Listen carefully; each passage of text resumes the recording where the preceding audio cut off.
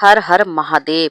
जेठ माह में प्रदोष व्रत 2 बार आता है। महीने में 2 ही बार आते हैं, कृष्ण पक्ष और एक शुक्ल पक्ष का आता है। पहला कृष्ण पक्ष की त्रयोदशी यानी प्रदोष व्रत आता है और दूसरा शुक्ल पक्ष का यानी त्रयोदशी व्रत आती है, प्रदोष व्रत। और 2025 में कब पड़ेगा प्रदोष व्रत, जो कि जेठ माह के प्रदोष व्रत की खास तिथि है। पहला प्रदोष व्रत पड़ेगा 4 जून मंगलवार को, दूसरा प्रदोष व्रत पड़ेगा 19 जून बुधवार को। देखिए प्रदोष व्रत का महत्व आपको और पूजा की विधि आपको बताते हैं। प्रदोष व्रत भगवान शिव और माता पार्वती को समर्पित है। इस दिन व्रत रखना, उपवास किया जाता है और भगवान शिव की पूजा की जाती है। मान्यता की है इस व्रत को करने से भक्तों की मनोकामना भी पूरी होती है। और पूजा की जो विधि है, प्रदोष व्रत में भगवान शिव की पूजा की जाती है।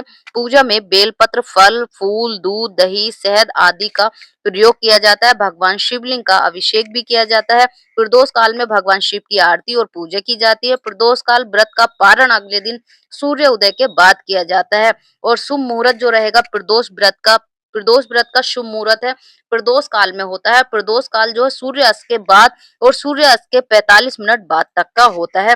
अगर इस दिन आप उपवास रखते हैं तो देखिए, जब भी आप पहले उपवास करेंगे, अगर आपने अभी तक नहीं किया है तो अगर आप करना चाहते हैं तो जब भी आप व्रत पकड़ेंगे, शुक्ल पक्ष से आप पकड़ेंगे, जो कि कृष्ण पक्ष और शुक्ल पक्ष होता है। यहीं पर आप कृष्ण पक्ष से या शुक्ल पक्ष से कौन सी तिथि, आप देखिए बहुत सारे लोग कंफ्यूज होते हैं कि कौन सी तिथि से रखना।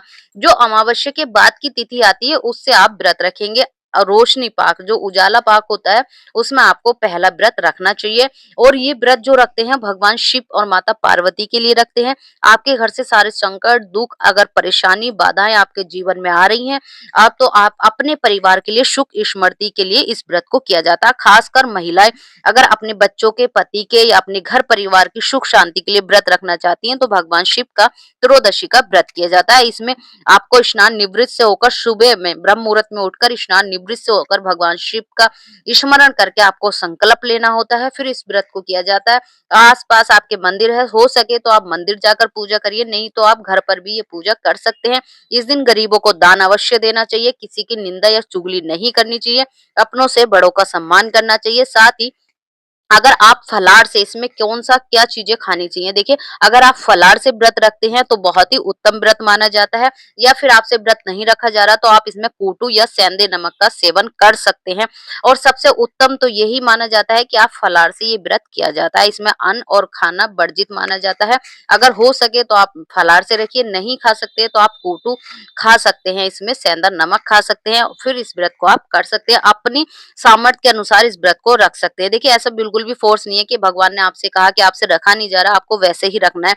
भगवान श्रद्धा के भूखे हैं, भाव के भूखे हैं। अगर आप सच्चे मन से, हृदय से अगर आप व्रत नहीं भी रख पा रहे हैं, आपको कोई प्रॉब्लम है, डायबिटीज है, शुगर, थायराइड, देखिए बहुत सारी प्रॉब्लम होती है। अगर आप इस व्रत को नहीं रख पा रहे तो भी आप इस व्रत का पालन कर सकते हैं। एक समय भोजन कर सकते हैं, भगवान शिव की आराधना कर सकते हैं और आप इस व्रत का पालन करते हैं, किसी की निंदा ना करें, चुगली ना करें, अपने हाथों से दान दें और पूरे दिन आपको एक ही नाम का उच्चारण करना, ओम नमः शिवाय। आपको बस भगवान शिव का स्मरण करते रहना श्रद्धा और भाव के साथ। या फिर आपकी कोई ऐसी मनोकामना है जो पूरी नहीं हो रही, तो आपको ये करने से आपकी सारी मनोकामना पूरी होंगी, आपके घर में सुख समृद्धि बनी रहेगी। ऐसे ही प्रदोष व्रत, त्रयोदशी व्रत और सारी चीजें, अगर आप अभी तक चैनल पर पहली बार आए तो प्लीज झलकदानी चैनल को सब्सक्राइब कर लीजिए। ऐसे ही पूजा से संबंधित चीजें अगर आपको समझ नहीं आ रहा है तो आप कमेंट करके हमें पूछ भी सकते हैं। हर हर महादेव।